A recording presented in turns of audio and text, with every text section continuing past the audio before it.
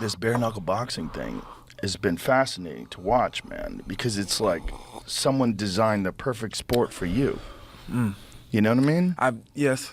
Like you're particularly well suited for that, and I find it so fascinating because there's a certain and I really wanted to ask you about this because there's a certain something that applies to bare knuckle fighting that just it's like there's a pain and there's a danger and there's a wildness of it that even some very great fighters, they're in there and they're like, I don't like this. Right. They're too used to gloves. They're too used to whatever they're used to. They don't want that experience once they find it, once they're in there. But you seem to thrive on it. You know, it's just a real fight to me. Even though, I mean, I still go to the gym and I do MMA with the guys. Like, I love boxing so much, though. It's my forte. It's like what I'm good at. 'Cause I'm cool to take a punch, get hit. That's fine. I'll take a hit to land a better one on you. And in bare knuckle, I mean, there's a lot of opportunity to fight guys who, I mean, I did fight Julian Lane, who had experience in it. Yeah. He had 9 fights in it. Yeah. When we fought. And then I fought 2 guys who hadn't done it yet. So, you know, but it's just like let's talk about those 2 guys. Like, first of all, Michael Venom Page. That guy is super talented. Yeah. I mean, he's extraordinary. When you watch him fight in MMA, and he's a guy that I kind of predicted one day. I was like, the one skill that you don't see a lot of in MMA is this crazy blitz point fighting style. Because those guys can cover crazy distances. Those really good point fighters. And he was a really good point fighter. And he was the first guy that kind of showed how that style could apply in MMA. He's so elusive and so hard to hit. And, you know, you just put it on him. Well, it was different, you know. It's different. It was boxing. Yeah. I mean, he beat a couple guys boxing. Yeah. But it's, I mean, because he's good MMA. After I beat him, I thought, you know, maybe they'll try to make that fight happen in MMA now, but I do feel like I would overpower him grappling-wise. But his legs are very dangerous. I mean, that last guy he fought, he kicked him in the leg and it was over. Yeah, he's very dangerous. The knockout of Cyborg was fucking crazy. Yeah, that was crazy. The poking ball. Yeah, it was crazy. I mean, he caved his forehead in. With his legs, that's what I'm saying. His legs are dangerous. Incredible. It's interesting to me to want, you know, I'm hungry for fights. I want to fight all these motherfuckers. Well, I think with a guy like that, it's funny, I was watching Stylebender was on Andrew Schultz's podcast, and they were talking about him boxing some days. Like, boxing is too limited. It's too limited to fight. You think about a guy like him who applies this full, wild range of things, especially with Michael Venom Page, because he's so good at closing distance and kicking you and kneeing you. And the timing of that knee, I mean, magnificent, right? Yeah. And when you take all that away and you only have these, it's a big difference. Yeah. It's a gigantic difference. Yeah. It's so interesting. But I have the same difference, and I like it. Mm-hmm. I like it. Fits me. I mean, I did boxing. I had 1 pro boxing match. I'm still 0-1 as a professional boxer.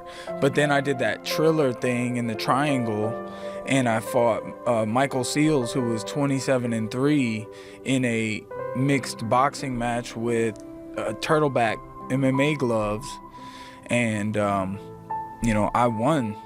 I mean, I just put the pressure on him the whole time. What are turtleback MMA gloves? Turtleback are like the training MMA gloves. Oh, okay. But it was like while Metallica was playing. Oh yeah, here it is. Oh, so they're like kind of big MMA gloves. He was 27-3 as a professional boxer. He drops me like once. They counted it once. He dropped me. Another time I got hit in the back of the head and the ref saw it and I went down a little bit, but I got right back up. So what is the biggest difference about bare knuckle for you? I've learned though. So like when I fought Julian Lane, his little fucking head hurt my hands. Cause a lot of the time with boxing gloves on, your hands are like open, and you try to close it at the right time. But you know, if you do that bare knuckle, because you know how if you're squeezing your fist, it's a little harder to move. You're kind of tense.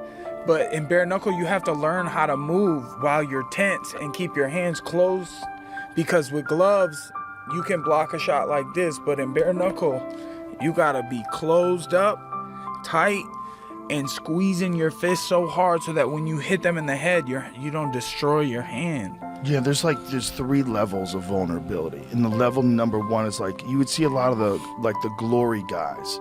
They keep their hands in a shell, like Alistair Overeem, or, like Badr Hari. Those guys would shell up. They shell up, but they have those big-ass gloves.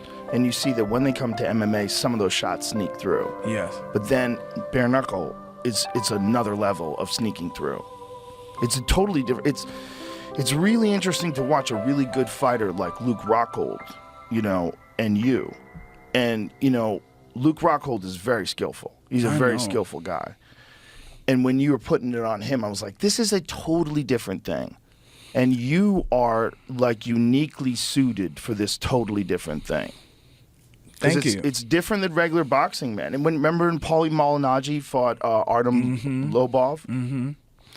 Well, Paulie, he's a scrawny dude. Yeah. And Lobov was just a little dog. He's a dog. Yeah. So that dude's an animal. It was a good fight, to be honest. But the jabbing and moving that Paulie didn't work for him. And Luke, I don't know. That's kind of what we were talking about when you brought up Luke. I was talking about the tight fist and how bare knuckle is different. And it's like I figured out how to utilize the bare knuckle. I knocked his teeth out. I hit him by the time I caught him, and then he was like, I'm not trying to get hit like that again. It was a matter of time. The gap was closing. It takes a second. He hit me too, and I told him, I bet it. I haven't talked to him about it or asked him, because I don't, he lost or whatever, so I don't talk to losers. But I try to do what winners do, man. I try to think about winners. But when I hit him with that shot and he didn't want to get hit again, he had hit me. I got a little knot on my face right there. But I took it, and I bet it hurt him. I bet it hurt his hand. I told him before the fight, you're going to punch me in the head. It's going to be the hardest thing you ever hit. And then I'm gonna headbutt you in your hands, and I'm going to punch you in your face. And you're going to quit. And that's what he did. Wow. Yeah, it's good stuff, man. It's a different thing, man. It's a different thing. I think I can do it in any gloves, though. Any sport. I could fight in the UFC. I have a mindset, and I fight with these guys. I do MMA. I see your belt on the wall in there when I went and did the cold plunge. It's like a red belt or a black belt with red stripes. That's John Jock's belt. That's not your belt? No, it's John Jock Machado. When he got his coral belt, he gave some of them out to some of his dudes his like that, coral belt stuff. I'm going to chase back my black belt. I'm a purple belt, 4-stripe for years now. Could have had my brown belt. I got great jiu-jitsu. I train with some of the best jiu-jitsu practitioners. I just choose to sprawl and brawl. I like to punch people. I think it's the best off button. I enjoy it, and it's exciting. And it's an entertainment business, right? So, fucking lost my... There's something to be said for that, for sure. Look, people love to watch you fight. Thank you. I appreciate it. I was always a giant fan. That's my point was. Yeah, you had wild I will fights, fight anyone, man. anywhere. Yeah. I would love to. Please, give me opportunities. I want to show and I want to be a fucking coral belt in my own right, in my own way. And people know when Mike Perry walks down the street, it's like, that's what the baddest motherfucker that ever lived, dude. Mike Perry, they're going to talk about me just like they did Mike Tyson. I feel like Mike Tyson. I feel different. I'm better. What changed in you? Like, how did you come into your own? Because you were always a really good fighter, but it seems like over the last few years, you're on a completely different level. I have a family. I love them so much, and I'm a human. I fuck up. I make mistakes and shit, but I know I don't give up. I keep going and I push, and I took David Goggins type shit. It's like I stopped making fucking excuses and fucking was like, 'cause I'm hurt all the time. I'm always fucking hurt. I don't care. I'm like, all right, fuck it. I gotta wake up every day and feel this shit. You can't fucking hurt me because I'm in enough pain. I take anything you got and give it back. That's fighting. And I do it for, I do it for fighting. I love fighting. Like, that's my shit. Even though it hurts, it fucked my face up. It's a love-hate relationship. My family can hurt my feelings too. So it's all emotional feelings. And if you tell yourself just, who cares? Like, just no one cares about your problems or anything. So just handle your business.